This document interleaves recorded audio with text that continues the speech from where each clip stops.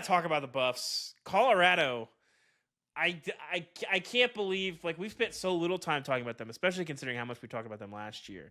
But we're sitting here. It is November 10th, and Colorado is in the driver's seat to get to the Big 12 championship game.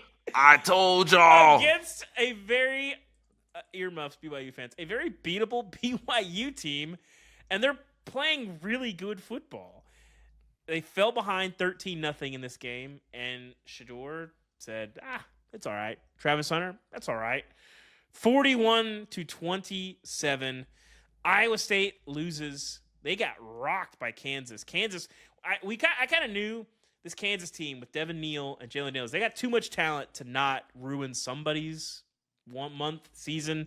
Iowa State, it was just you. I'm sorry. But that clears the way for Colorado, who now is very well positioned to get to the Big 12 championship game. Be 60 minutes away from the playoff. Chris, we'll start with Damien. Damien, you've been on the Buffs. I would say that the math for the Buffs feels like almost like a coin flip at this point. They have no real big time games left. You have Utah, who, okay, they pushed BYU, but they're still not a very good team. KU, same thing. You know, you could lose that, but KU has not played very well or consistent this year. And Oklahoma State, who is still looking for their first Big 12 win, and they look real quitty at the moment. Mm-hmm. But, Damon, what did you make of this one? Well, we cannot understate the job that Deion Sanders is doing at getting these guys locked in, right? Because we see all the endorsement deals. We see all the things about, Shedeur driving the Maybachs and the Rolls Royces on campus. Well, what does he do on Saturday? He absolutely balls. Almost dropped the F-bomb because he plays so well.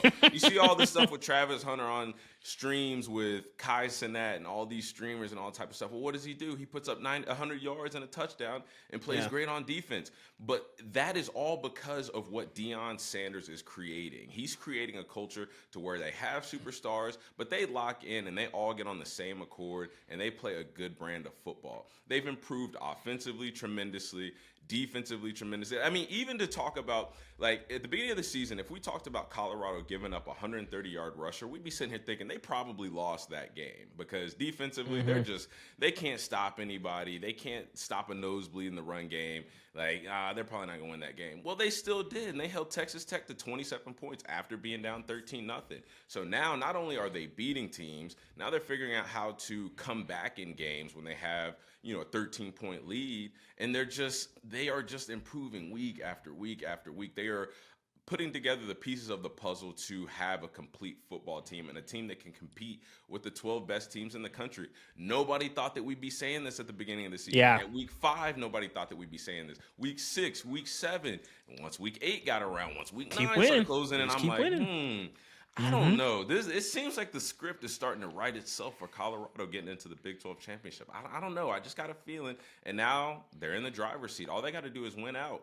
Last week we were talking about, okay, well, yeah, they're in the picture, but, it takes for this team to – no, they are in the driver's seat. They control their destiny. And, again, kudos to Deion Sanders because he is building something that nobody thought he could do. Everybody wrote him off. Everybody thought he was just a loudmouth, over-controlling father that wanted to, supervise what his son did and, have his signature on everything that his kids did. No, he is building a program that is built to win, compete in their conference, and get to the college football playoffs. So shout out to Prime, man. Shout out to Prime. It's interesting.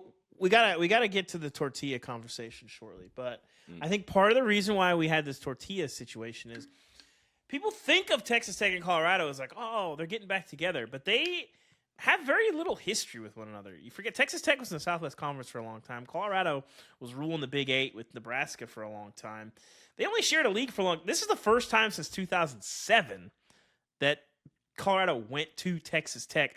This was the third time since 1999 that they even went there. So Colorado and tortillas had a very interesting relationship, and I think it was still quite a bit of novelty where the rest of the Big 12 is kind of worn off a little bit. But, Chris, why don't you walk us through Tortilla Gate? We had a lot of tortilla-related incidents on Saturday. Well, real quick, going back to something that Damien had mentioned offhand, you mentioned Kai Cenat. We had to explain who that was to Ubben about a week or two ago. I don't know who that is. No way, so Ubben. There's two things. You're not that old. It's not about old.